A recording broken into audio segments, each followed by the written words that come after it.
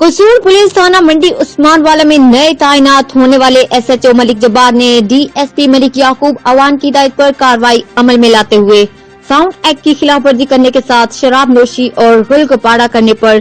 17 ملزمان کے خلاف مقدمات درج کر لیا، جبکہ جسم فروشی کا مکروہ دھندا کرنے والی نائکہ نازیہ اور ساتھی خاتون کے ساتھ 3 اشتہاریوں سمیت ناجائز اسلحہ رکھنے والے 2 ملزمان کو گرفتار کر کے کلاشنکوف پمپ ایکشن 2 میگزین اور درجنوں گولیاں برآمد کر لیں۔